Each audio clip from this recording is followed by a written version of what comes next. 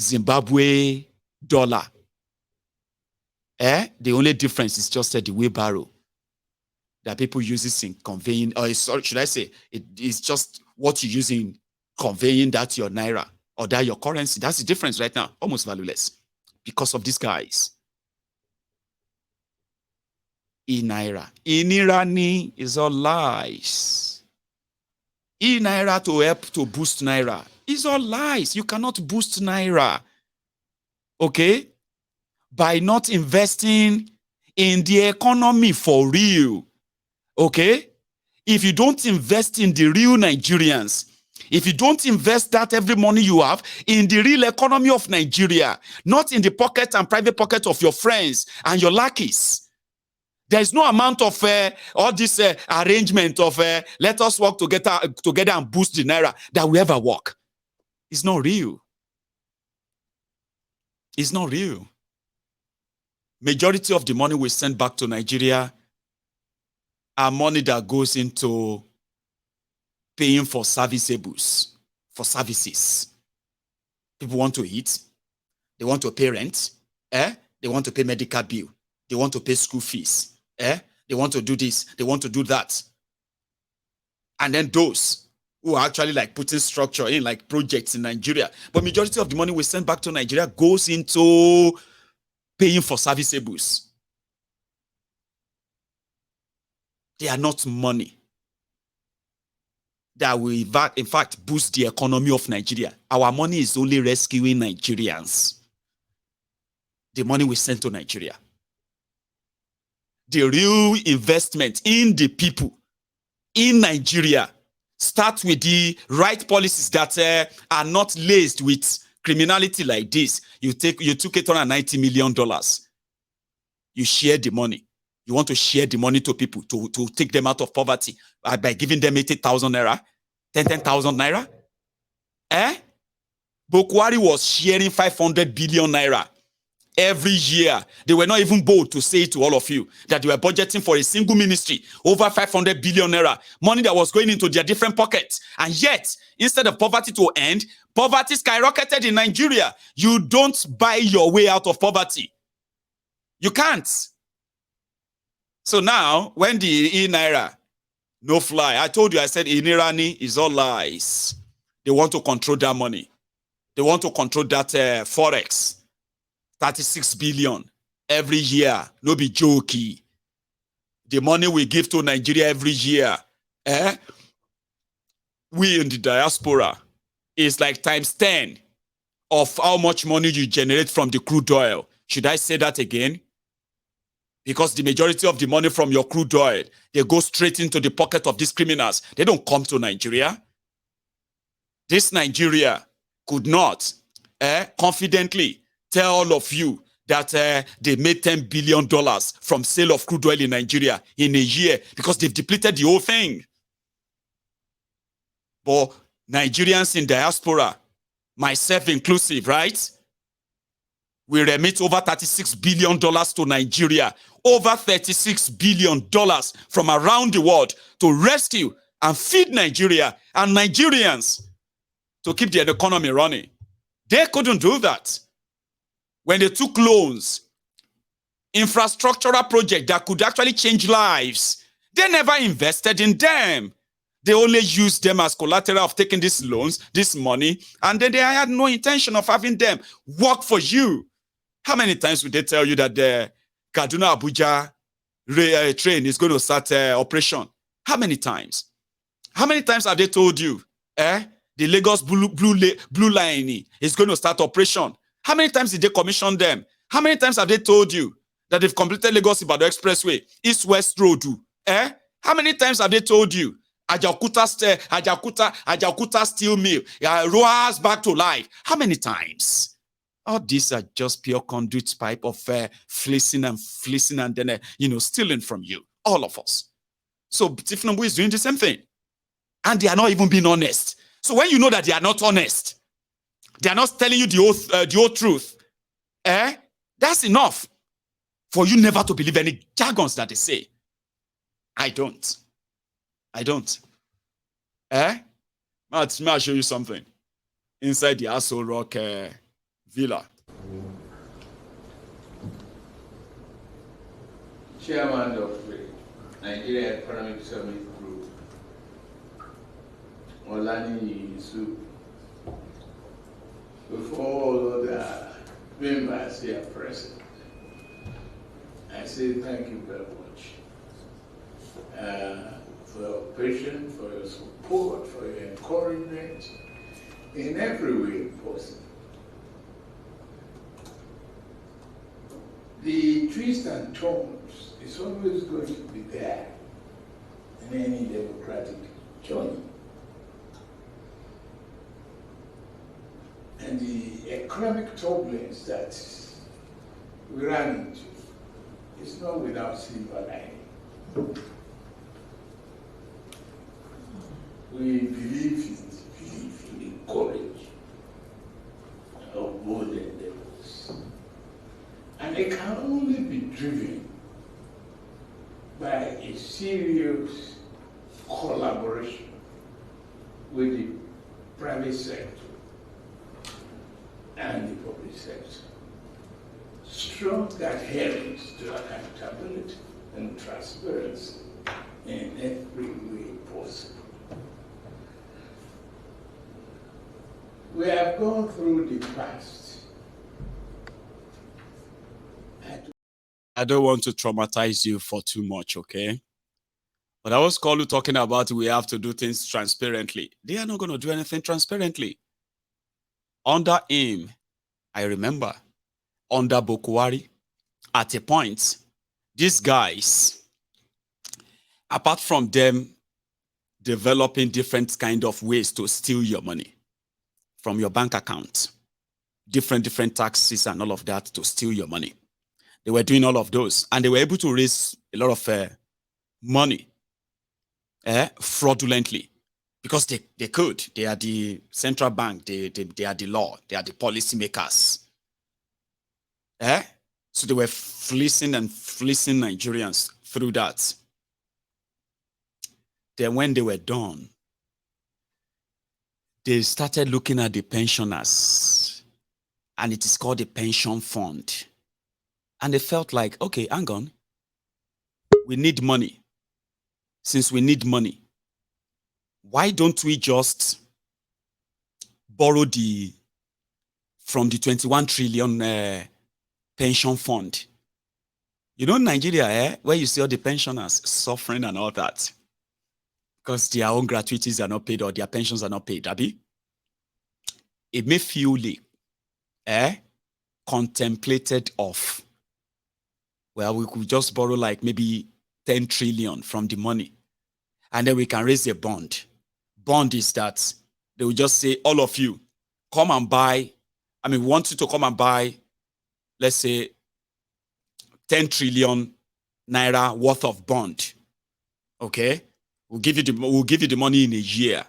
If you buy the shares, if you buy that bond, you don't worry about what we do with the money. Just give us the money. So in a year time, okay, we are going to put so amount back. So if you put in 100 naira, you're likely going to get 125 naira. The more you put in that bond, So what they did was that, okay, we wanted to go and take 10 trillion. So to make the pensioners feel like, no, your money is not gone. No, we are not. No. Your money is fine. What we are trying to do is that just to assure the people that we'll give them the money back if they raise 10 trillion for us. That's why I want to tell them that there is a 21 trillion in an account, pension fund. So we want to use part of it. Okay? That we want to guarantee them that they will get their money back. Okay? Meanwhile, we are not going to use your money. We have another money we are going to use, but we need to take this 10 trillion. They shall put all of this economic scam together. A way of, okay, quick cash, let's get quick cash. Let's get quick cash. Emefiole did that. Then at a point when they were done, they were, Ewa, do you know that there is more than 11 trillion naira inside some dormant accounts, dead people's accounts? That's what they said. They said some dead people in Nigeria who left money in their banks and they've not touched that money for years. So their accounts are dormant. Nobody came to collect the money. There is some hidden 11 trillion there, all over the banks in Nigeria. So the Central Bank of Nigeria was like, since the owners are dead or they are no longer in Nigeria, maybe we should just take the money. That's what they said, though. So they started contemplating which kind of policy are we going to call it, so that every dormant account in Nigeria, we can take all the money and spend it. Like, ridiculous, yeah? It's like somebody having your own card pin, your cash card pin. And then they just feel like, and they know your card number, and they feel like, for the past, imagine, for the past 3 months, you have not spent a dime from your bank account through your card. Does that mean that you don't even have the card anymore? Maybe you don't use it, or you don't even care any? Let me just, let me go and take 10,000 naira from that account. Maybe you will not notice. And if you notice, I'll just tell you that I'll give you back. Okay? It's just for now, since you're not using it. That's what Central Bank of Nigeria was doing. I can't really tell you if they were able to succeed to take money from those dormant accounts. Before I left Nigeria 11 years ago, Baba, I remember I had a bank account, Diamond Bank. I've been an Access Bank, So from this Diamond Bank account of mine, I remember I left 15,000 naira or so inside that account. And up to this day, the account is probably dead, and my 15,000 naira gone. Now, if you have about 10, 15, 20 million Nigerians who have left Nigeria in the last 10 years, and a lot of you who have money in your bank account, or some of you who are abroad, who are sending money into your bank account in Nigeria, okay, for a long time, and you've not had a chance of going to Nigeria, I know all of you have different stories of how your money has sort of depleted or even gone completely. Now, that's also another policy of Tinubu right now. They are looking into the dormant accounts. Those money cannot be there, and Nigeria will be suffering. Nigeria will be broke. So they will need to they will need to use your money for the sake of national development. Another policy of Buhari that didn't probably get completed is now receiving an attention under Tinubu. They are looking into it. They are also looking into all of us again in diaspora. INIRA didn't work. The INIRA app that they put together to collect money, they were even wanted to bribe us. They said, don't send your money through those people we send money through anymore. Don't send the money through them. Come and send the money through the central bank app, INIRA app. And in fact, if you do that, we are going to give you 500 naira for every 100 pounds sterling you send. Every $100 you send to your family members, send them through us so that they can give your family members naira and they can keep your pound sterling. They can keep your dollars. And by so doing, they will be able to mop up enough foreign exchange. The ones that they allow their friends, the one they couldn't get from the crude oil, that they have handed over to their friends who are making hell of billions of dollars from Nigeria. Baba, even you, where they watch me right now, who think you have never been, you can never be Bill Gates, you can never be Elon Musk, you can never be Dangote, even if not just one month, okay, Shakasha supply 1 month. If not just 1 month supply, last song, that you should be taking 100,000 crude oil of Nigeria, free of charge. Go and sell it to wherever you can sell it to every day. 100,000 every day. 1 million every 10 days. 3 million barrels of crude oil every month. Just 1 month, they give you 3 million barrels of Nigeria crude oil. Go and sell it at $50 per barrel. Baba, you are already a billionaire. By the time they pay you your millions in dollars, Baba, you are already a billionaire. So Nigeria had no money from its own main forex earner, crude oil. So they decided to come and target all of us. The 21st century, what do you call it? Sorry, if you feel bad about this, I don't. Okay? We are the 21st century slaves. Okay? That are now earning money for those who have enslaved our people back in Nigeria. And those of us, they couldn't enslave in Nigeria. We are now kind of economically sold out to our colonizers. Whatever money, whatever success, whatever riches or wealth we come across abroad, they believe that we'll bring them back to Nigeria. Do you understand? We are the ones who are now earning. So they are targeting us. If the crude oil cannot give them the dollars, you and I will give them the dollars. So if all of us can come together as the 21st century slaves that are now earning forex for Nigeria, $36 billion is not small money. Yes, send the money. Send the 20% of that money through us. We know the money is still coming here, but we want the cash. You want the whole raw cash of that money. Don't send it to your family members like that anymore. Send them through us. We'll give them the naira. Give us the money. That's the policy. We are the target. We are the cash cow. Sure, you know, diasporans. But they will never even be bold enough. Bunch of criminals, bunch of cowards. They will not be bold enough to even acknowledge that and say, diasporans has been saving Nigeria since this unfortunate epidemic befell Nigeria. The criminals, the ruinous criminals in Nigeria. So they're targeting us. Tinubu is targeting us again as well. They want the diasporans to send the money through them to revive the economy of Nigeria. Don't send your money the way you do anymore. Send it through the central bank. Send it through the government app. You are the future of Nigeria. The recovery of Nigeria depends on you. You will begin to see the messages soon. They're going to go abroad. They're going to come around here and talk to some of you who are going to help them organize the town hall meetings to come and lie to your people. But it won't work. Sure you get. It's the era of do as I say, not as I do, is gone. People are more enlightened now, and nobody is going to help a roguish, illegitimate government, by the way. That is the economic recovery of Tinubu. So if you are looking and waiting for it, their recovery is to recover the economy of their friends, not yours. And they will do so with boldness and lies. I'll take a small break before I continue. Ladies and gentlemen, when this guy said swearing in Tinubu is the end of democracy in Nigeria, this month of September, the tribunal in Nigeria will give a ruling on the charade you called election in 2023. But these words,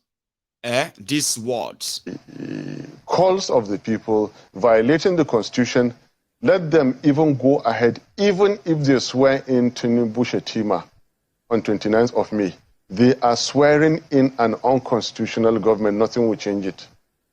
I am not a careless, reckless speaker. I am working with the constitution there, that document, right, you just read. I'm following it. And I dare to tell you that swearing in Tinubu and Shetima is as good as swearing in the Nigerian army on 29th of May. If you swear in people that have not satisfied the requirement, you have, by so doing, ended democracy. The crisis I'm telling you now is that our democracy is going to end by the way we are going. This democracy is going to end on the 29th of May, 2023. Please write it. Those are extreme, those are extreme thoughts. I am very, very happy to say it. You know my name. You introduced me. Yeah. Listen, don't stop. No. I will, because those are extreme thoughts. You know why? Because there are allowable language to be used on television, especially as it relates to our nation and the unity of this country. Put your question and let me answer you. Put your question. I know what I'm saying. If there is an official... If you breach the constitution... But is it not left to the court to decide otherwise? This is already decided by the courts. But the authority in charge of election gave a declaration. If you are afraid for some things, don't ask for them. I am not afraid. I will as a citizen of the country, by the ethics and the guidelines of my profession, live by it. Yes. What is lawful? And I hope that you're a lawful citizen of the country. And so whatever the stipulation of the law guides, that if you are aggrieved about something, you go to the court to seek redress, isn't it? This document is a product of the legal system. It has been signed into law by the President Commander-in-Chief Federal Republic of Nigeria. I believe in this document. That is why I'm so lawful. That is why I'm so confident. And that is why however extreme it is, Sheung, I am saying it on national TV. I don't like to take risks. I'm not taking any risks. Swearing in a ticket that has not met the constitutional requirements of the Constitution, okay, is ending democracy. Quote me on it. That's your interpretation. That is my interpretation, and that is indeed a correct interpretation. You cannot swear people who have not met the constitutional requirement. You can't do that. If you did it, you have done something unlawful, something unconstitutional. And I'm repeating it. Whoever does not meet the constitutional requirement must never be sworn in. You said my name. If you like, I can say it again. I'm Dr. Baba Ahmed. I'm not taking risks with my safety and with my life. But I'm repeating, swear in anybody who does not meet the constitutional requirements of our country, you are engaging in an unconstitutional act. Mr. President, do not hold that inauguration. CJ and your lordship, do not partake in unconstitutionality. I am taking these risks for the sake of my country. Yes, it is extreme, and I'm saying it. It was more extreme for Yakubu to issue that certificate. It was reckless. He is putting all our lives in danger. All of us were already at risk. So what is there again in me taking risks again? What have they not done against Nigeria? What have they not abused in Nigeria? Now they will take the constitution where it is clear, it says and get 24. After that, and FCT. They fail to get it. They are going to swear this man in, and I should be afraid? I will not be. I am telling you that on the 29th of May, 2023, swear in Tinubu as this result is, you have ended democracy, whoever you are. Scary stuff, yeah? They have inaugurated Tinubu. So somebody like Dati Baba Ahmed, democracy is already dead. From the May 29th, 2023. But this month, the judiciary will begin the burial of that democracy. I'm putting my money on that. Even though I shouldn't encourage you to bet, it doesn't serve any real purpose there than just kind of ego massaging, I would say. Or if it is something that is just to kind of prove a point as well, you should put your money on it. They will bury that democracy. Finally. This month. In another 14 days. In 2 weeks' time. This whole thing. Will begin to manifest. However, talking about burying democracy and everything that follows it after the illegitimate Tinubu and his own 46 thieves who have now settled down and begin to talk like just like the way they are expected to. Talking nonsense. Making, useless assertions. Promises that, and passing blames as well, like it has already started. But if what they did in Nigeria lasted this long, then what happened in other places where those democracies are already completely dead now? Especially the recent one in Gabon. Or Gabon. So, I came across a clip which the later confirmed. Okay, but I'll start with this. That when the whole show, like I think I actually mentioned that I did mention that the last time that we've seen that of Niger in July, we've seen Gabon in August. Whose turn is it going to be in September?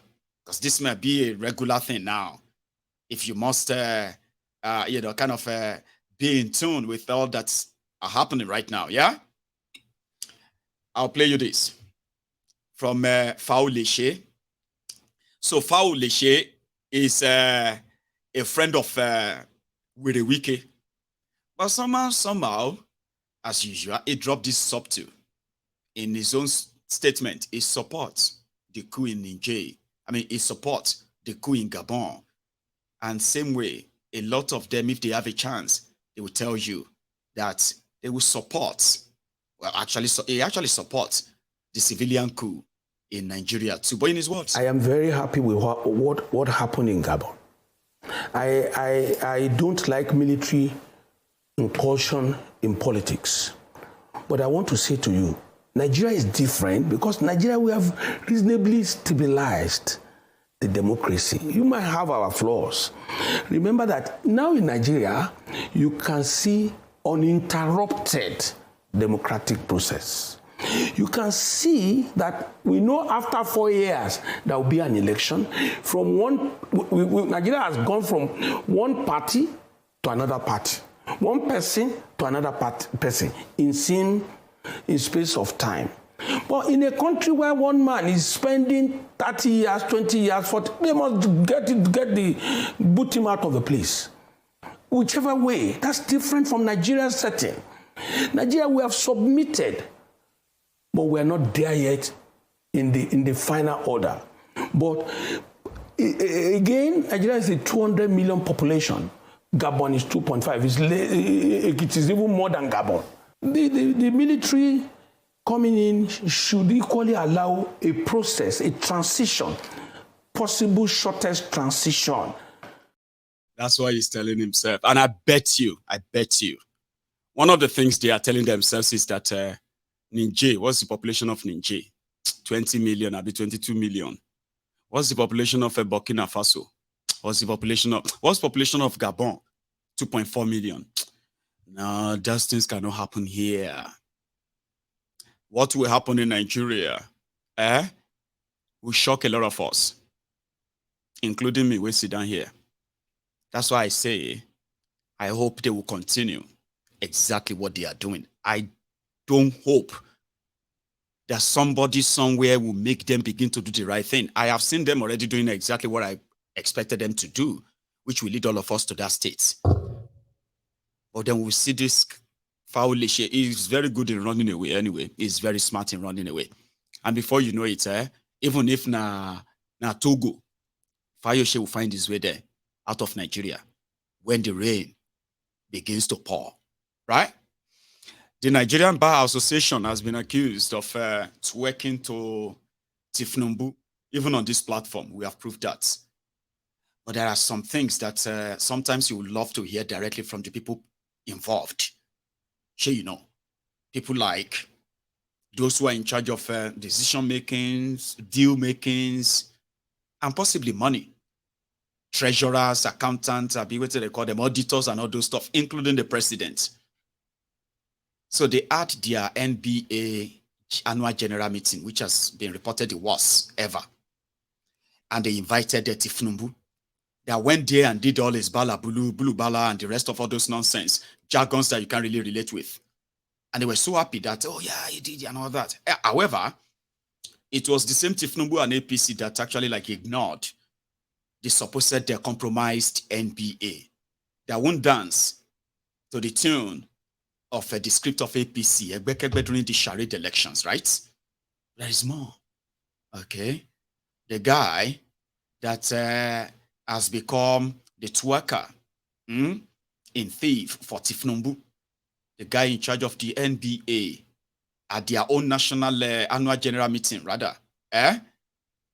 Somebody had this to share. When we listen to them together, the fraud, the scam, the corrupt association called the NBA, led by another jihadist from northern Nigeria.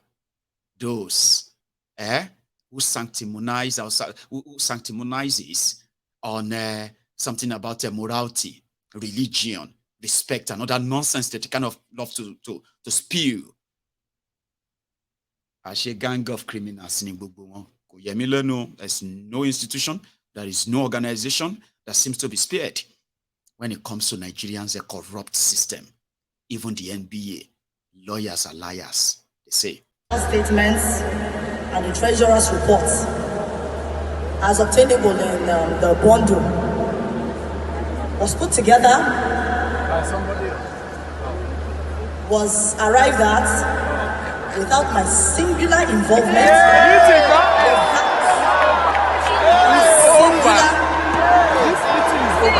without consultation with the office. And I'm not going to disrespect you and stand here and give a report that did not originate from me. I'm sorry. I respect you too much to do that. Section 9, subsection 5G provides that the treasurer shall cause to be prepared or shall prepare all the financial statements to be presented. Financial statements were put together and brought to me. I have refused to sign them. I will not sign them. I was not involved in the preparation. I was not involved. I was not informed. The 10% remuneration remittances to branches were given without my knowledge, without my involvement in any way.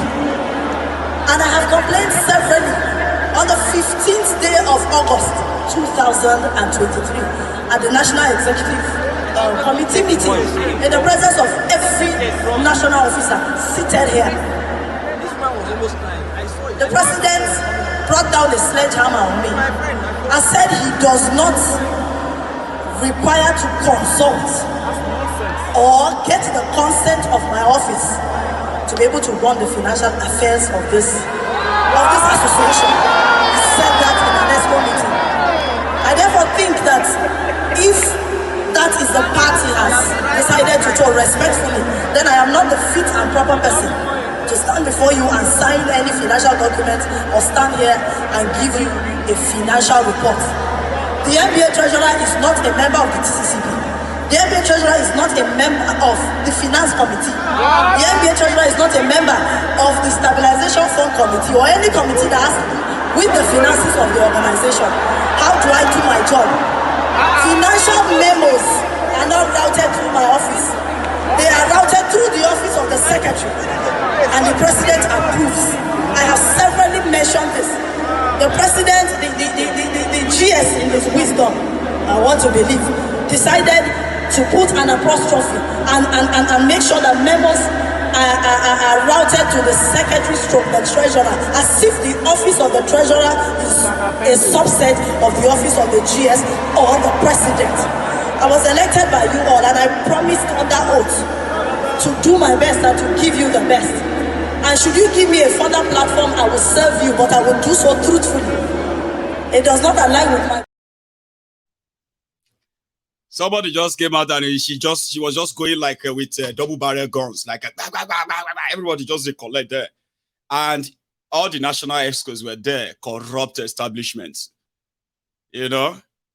But you know, Nigerians are also corrupt, Abi, very corrupted people. They are also blaming her. What is wrong with her? Is it because they don't pay, they don't share the money with her? If they have been sharing the money with her, will she be complaining? Because it's so easy. Especially when I know a lot of you are actually waiting for your turn. But it's not all of us that are waiting for the turn to be part of this madness. There are actually people, a lot of people, that if they have a chance of ending all of these things, if they have that grabbing chance, they would, but not this way anyway. Then they brought in Portable. That one can they climb everywhere. They climb everywhere. Which kind Nigerian Bar Association National Annual General Meeting be this story alone? Portable with lawyers.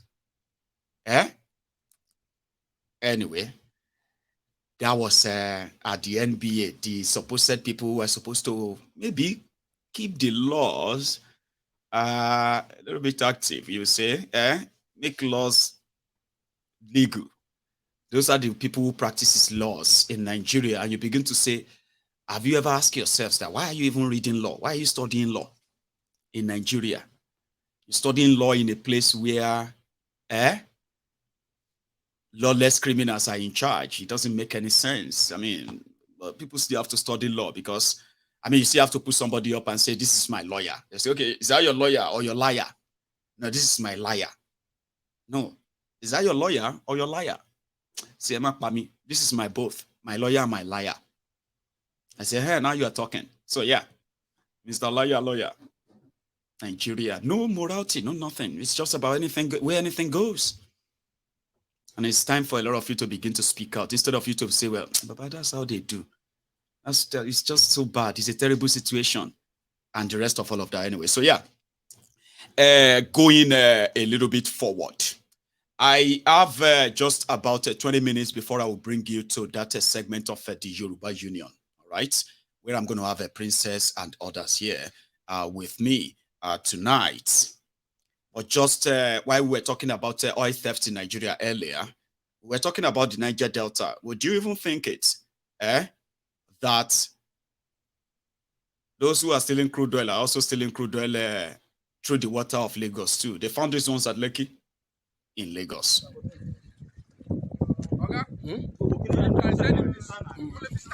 Wọ́n máa start ẹ̀sìn.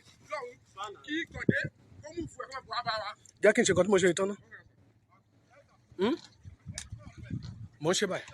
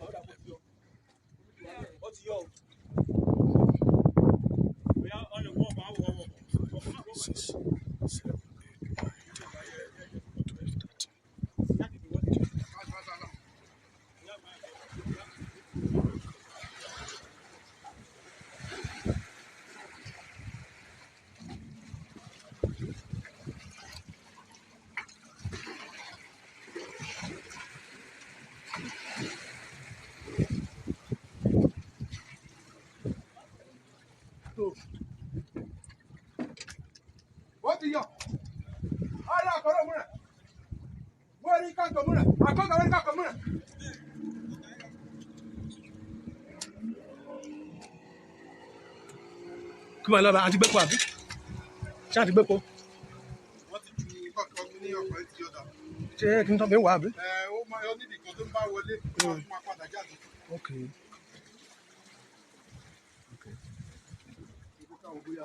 Ara nǹkan tí mo ń sọ fún nìyẹn. All right, ó dáa. We found them with GP tank in Nigeria. GP tank. People, they had this wooden canoe. And they put GP tank. Baba, GP tank that they put for upstairs for water. They turned the wooden canoe to oil vessel. But what I don't understand is, how did they find themselves to Lagos? Did they go to the Lagos offshore on that sea to go and steal some already refined oil? Or is that crude oil? I don't know. Nigeria. I mean, like, I don't even know where they want to start. I think it all should start from being honest, and everything else which kind of fall in place. But anyway, you can easily tell that these criminals are lying and all of that. So everywhere is just going to be like what you have right now. You know, greed, selfishness. I mean, it's sort of a breeding ground. Ground for all kinds of criminality, and all of them are against the progress and development of the generality of all of us, against us. But they are there to do them. It's just because, you know, Nigeria is a crime scene. Nobody really get punished for all these crimes, these high crimes. I mean, because those behind them, those who have the capacity of doing them, sponsoring them or taking it from them, they are the same people who are supposed to stop them. And you'll think, it will be like this guy, like all this initial gragra, one of a minister, this one a minister of interior. Imagine your minister of interior talking like this. You know, go to say, hey, action. Getting Nigerian passports. Nobody should come and use agreement or whatever as a booby trap. If you are ready to sit up, good. If you are not sitting up, then you get out. It's as simple as that. It is unacceptable, and I'm unapologetic about it. I'm very passionate about it. It is unacceptable for Nigerians to wait for months to get passports. For anybody that is interested in passport and can afford it, it's a right, not a privilege. IGG, initial gra. IGG, initial gra. They are always like that. Initial gra. But when you hear that, you'll be like, hey, that's what we are saying. You know, like people with action. We need people with action, you know? And it's giving you action. Just give them time till when they need to start taking responsibility for their actions. Then they'll begin to say, it's not me. I wanted to, it was these people. Corruption, fighting, or Nigerians are impatient. Nigerians are ungrateful people. They will soon start abusing you like Buhari people. They will soon start abusing you. Now, I know the girl, you know, get sense. Any small thing you complain. Do you know how much work we have done? Do you know what Tinubu is not sleeping because of all of you? He's always thinking of how to make your life better, work for you, and the rest of that. Like this one. Nigerian Economic Development Group will not be if you don't believe in being one team that can bring Nigeria to the land of promise. But we must kill our advantages in the economic path. We must kill it. No matter how bitter the tablet or the medication is, take it and move on to build the path for tomorrow for Nigeria. The renewable agenda is a commitment that we are not going to shy away from. When hope is gone, every other thing is out. But as long as you can renew that hope and believe in yourself, collaborate with others, you'll find that we can all succeed together. And that's what I'm all about. You know, you see the caricature of democracy and the problem of retired leadership in the continent, and yes, democracy is challenged, so what? It's managed by the people, only for the people. I must be by the people. So, and with that comes the freedom that must be associated with our economic opportunity.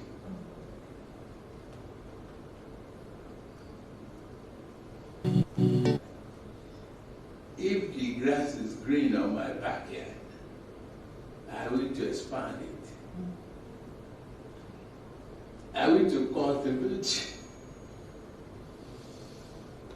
and turn my cows a breeding and milking dairy farm for export and yogurt. I promise I didn't mean to kind of traumatize you that much. I just wanted him to say that you need to taste the bitter pill. So he said Nigerians must be willing to taste the bitter pill. And that bitter pill is that Nigeria is going through a tough time right now. And you need to give him time. Okay? Like Buhari also asked. Well, I'll leave it at that for now. While I kind of, I was going to share with you Alimodu Sharif, what he had to say, but I don't think it probably matters anymore. And then the same thing with Yari, one of the owners of the mining village or mining local government, where they are mining gold in Zamfara. One of the thieves that ruled Zamfara, and he's currently a senator. He was almost a Senate president as well. So this is him talking about security and insecurity in Nigeria, and he's advised Tinubu and all this nonsense anyway, but just few minutes. Then after this clip, I am going to remember that a few days ago we tried to have Mr. Lukman here, the beneficiary of the Yoruba Union support program, a double amputee who lost his 2 legs to this sad, what should I call it? This terrible, it's not an accident, by the way, just an illness or what have you. And he lost his 2 legs. So it's going to be with us tonight. We couldn't do it the last time. And I hope we'll be able to do that conversation tonight, okay? And we're also going to be raising enough fund tonight as well. Starting from tonight, by the way, maybe not tonight, but starting from tonight, if everything goes well, we will raise enough fund that is expected to be channeled towards his rehabilitation. We are talking about having a way to help him and set him up than for us to be handing him a handout by the union. So you're going to have to spend that evening with me at that point. But Yari, Tinubu's friend, discussing insecurity and how to fight it. The one that came after him, who also became a part owner of the mining field in Zamfara, Matawale, is a minister today, Minister of Defense for states. So when the terrorists come around to talk about insecurity and how to end it, of course, you know they are not telling you the truth. But for the sake of it, for all it's worth. Take over from that government who are the same party with. So therefore, I come in and we discuss and wish him well, and we pray Almighty God to guide him and give him the wisdom to lead the Nigeria right for all betterment.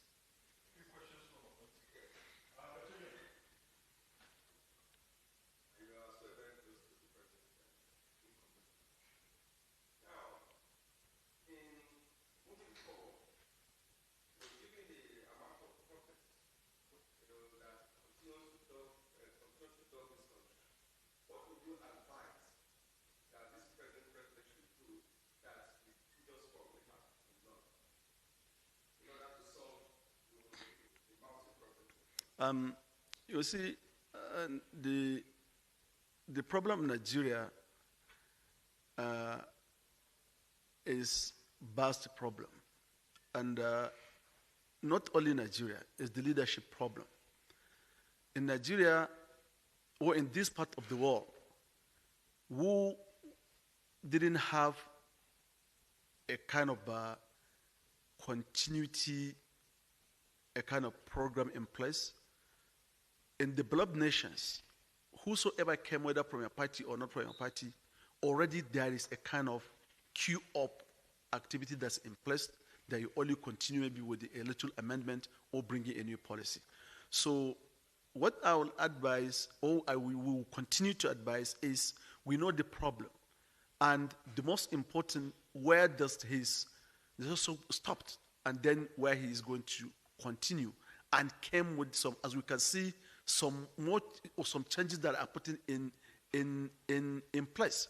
Some of the decisions that become difficult to be taken in those days because of one reason or the other, it has been taken, which is in line with the intention of the past government to take that decision, but because of each and every king has his own way to rule. So that when, for instance, let me talk of the issue of subsidy. So this issue of subsidy is becomes something since Obasanjo's time, down to Adua, down to Jonathan, down to Muhammad Buhari. They are looking how are we going to do away with the issue of subsidy. Because we, in the main problem, we know what it is. We know the trouble that is in, and we know the suspicion that we have in when we talk of issue of corruption, what is there in. You cannot ascertain, you cannot say the numbers. So what is the best for us? How can we keep it aside and then we move forward? Because if you did not, the issue will remain as it is and the problem will remain as it is, and we need more and more resources. Why is it a problem to tell Nigerians, the marketers and the companies that are the suppliers of petrol to NNPC Nigeria, and how much you are paying them? Okay? Probe them, probe their... I mean, make them public enough to say, this is the people we pay, though. This is how much we pay them. But it's a lie. We put it aside. We put it aside. We put it, all those nonsense. Anyway, I told you, he's a criminal. He has so much money. That guy was 2-time governor of Zamfara State. before this jihadist and others got the wind of illegal minefield in Zamfara. This guy has been stealing and getting whatever they can get as gold in Zamfara. He has so much money. And for 8 years, like most of all these Nigerian state governors as well, for 8 years, every penny that is accrued to that state went straight to his pocket. He paid those he could pay, and other workers who couldn't get paid. That's their problems. Do you understand? He has so much money. He's being investigated by the EFCC for embezzlement, corruption, and then mismanagement. But who is going to touch him? Like many others.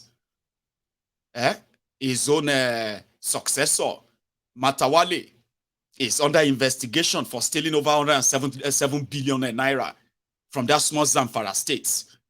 He's a minister today, my brother. Man, see there for jail. Politician way in the probe don't enter for power. EFCC chairman, still there for jail. Politician way in the probe don't enter for power. EFCC chairman, still there for jail. Politician way in the probe don't enter for power. EFCC chairman, still there for jail. Politician way in the probe don't enter for power. If you dey do government work, you no carry am for head, you. Maka one day, I got Bokwagi na my own. In another government, you hear why you one day more. One day, I got Boggy na my own. Yes, it's man, no there for jail. Politician way, man, see there for jail. Politician way they put down enter for power. EFCC chap. About that's the full story. That tells the whole story. Now we are now going to the Yoruba Union hour. Ladies and gentlemen, this is a segment where we're going to be speaking Yoruba. It is a special segment, okay, dedicated to the Yoruba Union course. So if you don't understand Yoruba, you may just read the comments, okay? But if you have to go, then that's fine. Please, I am going to try to advise us that I know it can be a little bit inconvenient for some of you because you feel like you are missing out. But please, after having said this, letting you know that we are switching to Yoruba now, and the purpose of why we are doing that. Don't start jumping into the comment section and start saying, well, you should speak in English. Maya going to tell them to speak in English. That would be a little bit insulting. Do you understand? I mean, I've kind of given you that notice, you will say. And I've also kind of advised that if it is going to be so inconvenient, uncomfortable for you, missing out at this point, the tonight's broadcast on the updates has come to an end. I am switching straight to another segment of this program tonight, and we are going to speak Yoruba.